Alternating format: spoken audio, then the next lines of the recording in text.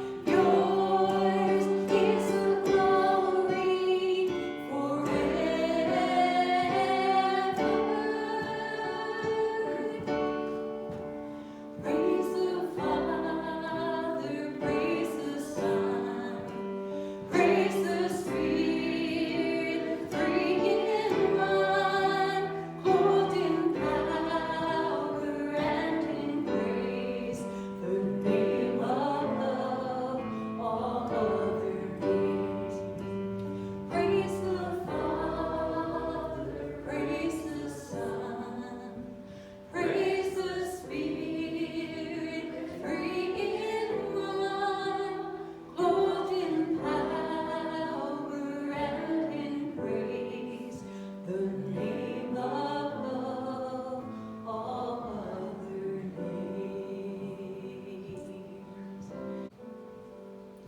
How great the chasm that lay between us, how high the mountain I could not climb.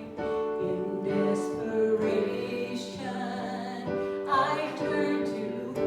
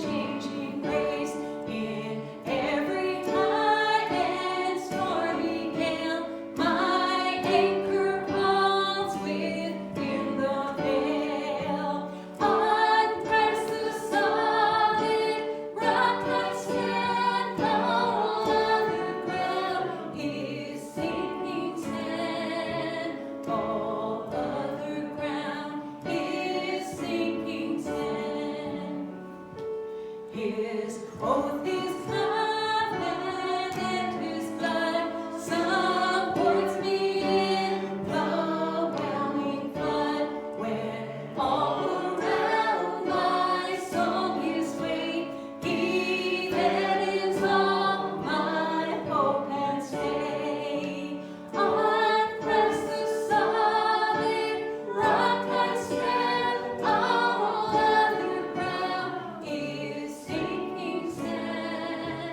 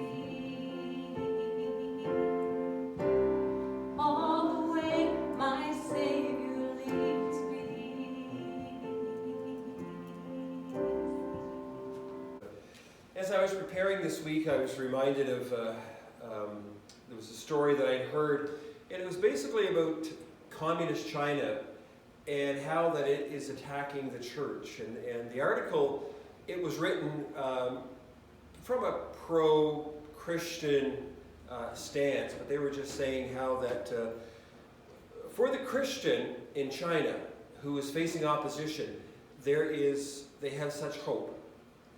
And it seems like the government, the communist government, wants to take that hope from them. And when you don't have hope, you're not really living. And one of the things that really kind of possess you when you don't have hope is fear.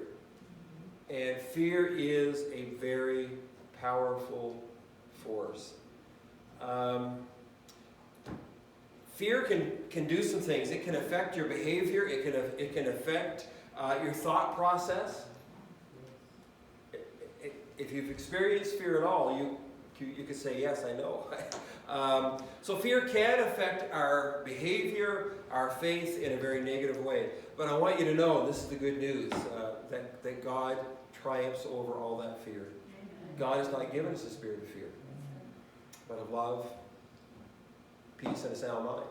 And that's what we want, is to have that sound mind.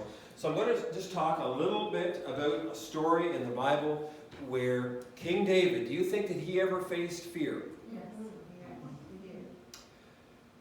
What was old Saul trying to do? Kill him. Okay, if someone's out to kill you, then maybe you might have a little right to have a little fear.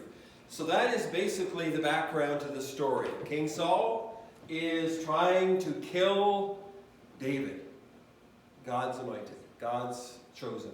And David is battling a little bit with fear. And so we're going to take a look at the scripture. And this basically is in the let me just set the scene a little bit. David is being pursued by Saul, and he is thinking, I have to get out of here, out of the situation. And so he says, I am going to hide, I'm going to flee the country, and I'm going to take refuge in another country. So this is basically the background to the story. Let me read this to you. This is in 1 Samuel chapter 21. That day, David fled from Saul and went to Achish, king of Gath. But the servants of Achish said to him, isn't this David, the king of the land? Isn't he the one they sing about in their dance? Saul has slain his 1,000, and David his 10,000. And David took these words to heart, and he was very much afraid of Achish, king of Gath. And so he pretended to be insane in his presence. And while he was in their hands, he acted like a madman, marking the doors of the gate and letting saliva run down his beard. Achish said to his servants, look at that man, or look at the man. He's insane. Why bring him to me? Am I short of madman that you bring this fellow here carrying on like this in front of me? Must this man come into my house? Okay, you're saying that's the end, that's the text, that's it. Absolutely. How fear works in our lives. And as I was reading, I couldn't help but read this as I was reading the story. My mind was picturing, here's God's anointed, the king, King David, and how he is acting and reacting here. King Saul was out to kill David. Again, that in itself sets the scene pretty good for us. King Saul was not being very normal. He was not acting normal. We can go into all the details of how he is really to the point of being possessed. Saul was very dangerous, though. This king that's out to kill David was doing things that were very, very dangerous. And so David did not trust Saul because he was unstable. He never knew what was going to happen. And even though he was good friends with Saul's son, Jonathan, he said, for me to keep my safety, I better leave. So he escaped and he went into hiding. Now David was in fear. He was in fear. And fear can make us do things that we would regret later and maybe aren't that smart. He did things that were odd and didn't make a lot of sense. David did here. Now we're not going to be too hard on David, but think about it. David is fleeing from King Saul, and so he says to somebody, actually I think it was the priest, I need a weapon. And so what weapon do you think that he took with him? A sword. And guess what sword it was? It was Goliath's sword. And where is he heading? To Gath, where Goliath was from. I mean, that's almost like, let me try to paint the picture for you. That's almost like going to the Philistine countryside where Goliath was a hero, David killed him, and it's like David wearing a t-shirt saying, I killed Goliath. Fear makes you do things that are smart. Here he is carrying Goliath's sword, this huge sword. Everybody knew it. In fact, what does it say here? But the servants of Achish said, isn't this David? That's Goliath's sword. That's the one. He's the one that killed Goliath. He's the one that those people back in Saul's country sings about. And so they knew it. And these words made him, David, very afraid. Fear. So, what does David do? He acts kind of, I don't know the correct term here, but he comes up with this crazy plan. So he pretends to be insane in the presence of the king of the Philistines, the king of Gath, named Achish, and he's there before him, and he says, how am I going to get into this? I think I will plead insanity here. He said, I think I'm going to be insane. And so he starts acting like a madman. He starts to claw at the door and on his hands and knees, and saliva running down his beard. Not very dignified. So he does all of these things. And it was a crazy plan. Fear can drive us to do some very crazy things. And so then the king says, I don't want this guy. Get rid of him. He's not no threat to me. Get rid of him. So David's plan kind of worked. What then did David do? He realized that he has escaped from the Philistines and from their king through bad choices. In the first choice, he shouldn't have went to Gath. In the second place, he shouldn't have been acting like an insane person. But he did all these things. So fear can make us do some crazy things. And you can probably think in your mind of some things that maybe you did that you would look back and say, oh man, how could I ever have done that? Fear. So then David, after this, he escapes. Now we're going to get to the good side of the story here. He escapes. This king doesn't want anything to do. So what does David do? Let's look. Let's go on. We read 1 Samuel 21, the last part. David left Gath and escaped to the cave of Adullam, where his father's household heard about, and they went down there to meet him there. All of those who were in distress or in debt, discontented, gathered around him. He became their commander. About 400 men were with him. Okay, what's this message all about? I believe there's times that we as Christians battle fear. And sometimes we can do some very stupid things. We can start to say, oh, well, I'm going through this and I'm just possessed with fear, and it can maybe drive us away from God. See, David got his eyes off of God. Yes, he did. That's what happened. And when we go through and we're possessed with fear, we're watching the news, and all of a sudden we see all the things that they're saying to us on the news and newspaper, and maybe even friends. Oh man, it's bad, it's terrible, it's evil, it's wicked out there. And all of a sudden we are starting to believe all this stuff, and we're getting our eyes off of God. And then we can start to do some very foolish things because of all the stuff that is before us. Fear needs to be dealt with. What did David do? He goes to this cave. Now, I don't know if there's any caves around here. I'm not suggesting that you go to any caves if you're battling fear. But you know what the name Adullam means? It means refuge. Refuge. Who's our refuge? God is our refuge. God is our refuge. And I love that. That really spoke to me, is that when we are going through a time when we are being inundated with stuff that may cause us to want to lean towards fear, that we need to run to our refuge, who is our Heavenly Father. In the cave, there was safety. Saul wasn't going to find him.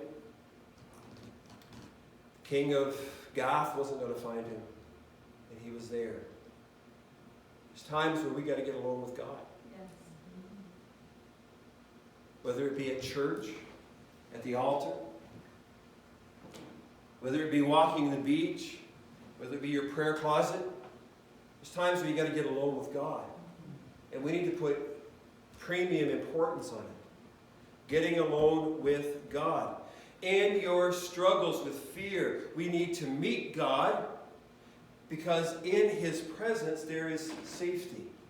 There is safety. We find safety in the very presence of the Lord, and that's what David needed. Safety at this time. So here he is, and we're going to go just a little bit through this. He escapes to this cave, and he's there all by himself. At first. He's there all by himself. And then what happens? His brother and his father's household heard about it, and they went there to meet him. Isn't that something? Sometimes we say, well, people need help, they'll come to me. Sometimes you need to reach out. Sometimes you need to go to them. And David knew that God was there in this safe place, and that this fear was going to be dealt with because God was there. Because what does this scripture say? The psalmist wrote this: God is our refuge and strength, an ever-present help in trouble. Therefore, we will not fear. We will not fear. Though the earth give away, though the news is terrible, though all the people in the world are saying bad things, the mountains fall into the heart of the sea, we are not going to be overcome with fear, because God is our refuge and our strength, an ever-present help in trouble. David could find rest, and I think sometimes when we become overtired, when we get overwhelmed with stuff, sometimes we can get tired in our bodies and in our spirits, and it can affect us. David could find this rest, and he started to get refocused. And that's sometimes what we need to do, is to get refocused, recalibrated, to realize that God loves us, God cares for us, that we do not have to be possessed with fear. He orders our steps. He's with us. He is ever present. His careless ways gave way to some very sensible thinking. And that's where sometimes you just got to shut everything off. Shut the news off. Stop listening to negative comments and people. Just get alone with God and realize how much He loves us. How much He cares for us. And how much He wants to lead us. And it's a place of refuge. Fear is lessened in this situation as David is there in this cave. But what Fear is lessened, but what grows? Faith. Faith starts to grow. And God becomes more clear. See, the importance of having family. The importance of having, when I looked at this, I thought, well, David's brothers, his father's household, heard about where he was at, and they came to him. They came to him to support him, to help him. And I am so thankful for family. And if you've got a family support network, that's great. But I want you to know that as believers, we have God's family. We have brothers and sisters that will pray for us, that will encourage us, hopefully, that will lift us up when we go through difficult times. That's why it's important to be part of the family. A friend of ours, me and Barb's and my brother and Bonnie and sister-in-law, Brad Fawcett wrote us this little letter, and he was talking about the churches in the area where he's from. He was one of our teachers in college, friend. He said right now that as the churches are starting to open up out west, attendance is down between 30 to 50%. There's a lot of people that, and maybe that will change, maybe that will there'll be more and more people that will come back to church.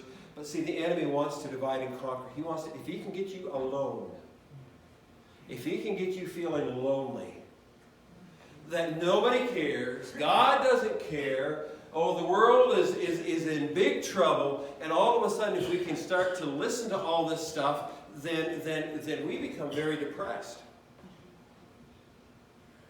I heard, what was it, on the news, there's a tropical storm coming, and I seen it the other day, and it had this headline, Depression Fred. There. Barb, I'm depressed. I've seen it on the news. No, I'm not depressed. But family came. People in fear may not reach out to you. But if you can reach out to them, the family of God, forgive us. Forgive. May we be willing to say, Lord, I am so sorry for the times that I haven't reached out to others. And this provides more healing. Can you imagine having David's brothers and father, father's household there? Do you think that they were there to say, oh, David, you're in trouble. Oh, David. They were saying, David, we're so glad you're alive. We're so glad that you're well. What can we do for you? Do you want a cup of tea? Do you want a biscuit? And I'm sure that they were there just, let's just give thanks to God that you're all right. And it built him up. Encouraged him. A safe place. God was there. It's a safe place. Family of God. You know what that promoted? Healing. Thank you, Lord, for that. Well, now we see some others that were coming, and I was kind of like thinking, oh, yeah, look at that. Now look at all these people. Then there was those who were in distress or in debt or discontented gathered around him. I thought, well, would you really want them? So here we have all these ones coming around, those that were in distress, in debt, and discontented. And I thought, well, why would they all come? But as I was looking and doing it, these were people that were living in fear also. Think about it. If you're in distress, you're in fear. Well, why would they be in distress? Because they lived under King Saul. And so they're in distress. Maybe they owed money to King Saul, discontented, and they realized, we need to go to the cave of Adullam. We need to go there also. And so these were people that were under fear to King Saul, and they came to join up with David. And there, what happened? Well, all of a sudden, David became their commander. Listen, guys, I know the answer, right? I've been there. I've been in your steps. I know what it's like to be in fear. I know what it's like to be pursued. I know what it's like to have this dark cloud hanging over you. Listen, let's go through this together. And the healing started. He became their leader, 400 men. Guess what happened? Some of those 400 men became some of David's mighty men of valor. Mighty men of valor. And it just worked out so beautifully.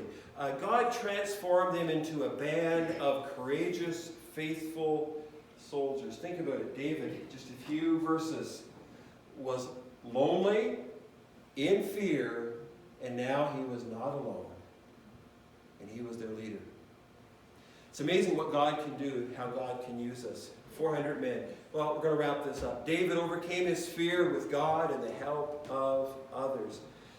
Overcoming fear with God's help, it enables us to be productive in God's kingdom. It enables us to be effective. Listen, we're living in a day and age where there are so many people that are possessed with fear. We as Christians, we've got that living hope. We've got that strength, and we're not possessed by fear. We have an answer. Listen, look for opportunities to share the good news. And it's amazing what God will do and can do. But we're not alone. Don't try to go it alone. Don't isolate yourself.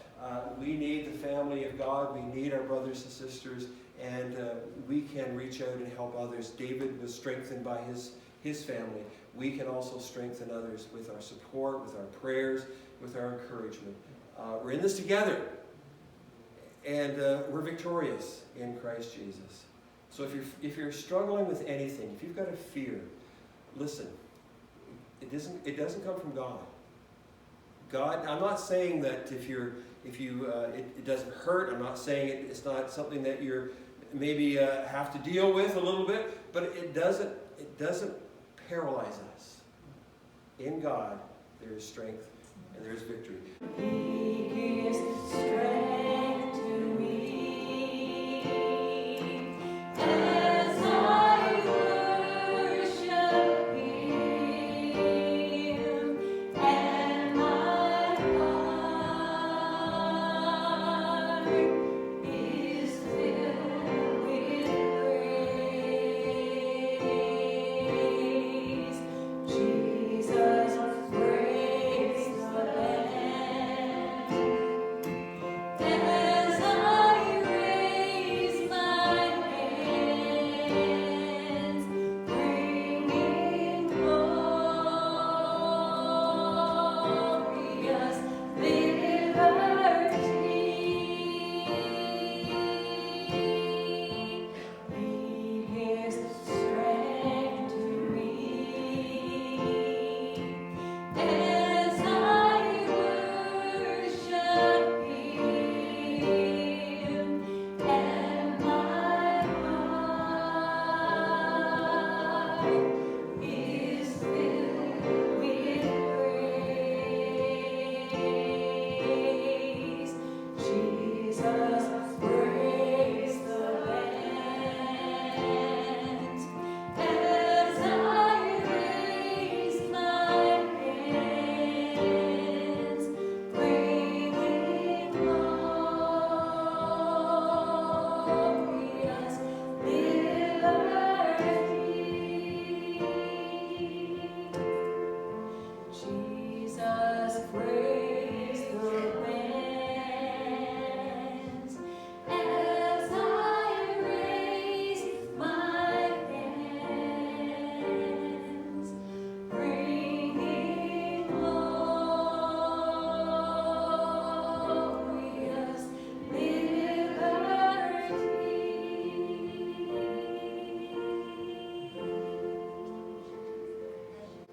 Thank you, Lord. Just as you spoke, peace be still to that storm.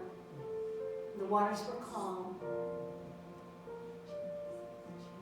We invite your peace into our lives today. Hallelujah. Thank you, Jesus. Lord, may we reach out in love to those that we see around us that are experiencing the stresses of life, sometimes feeling overwhelmed. Let us be there with the hope that you have. Thank you, Jesus. Lord, may this thought be on our hearts all through the week, that we would not only experience your peace, but we would share it with others. In In the powerful and strong name of Jesus Christ our Lord. Amen. Praise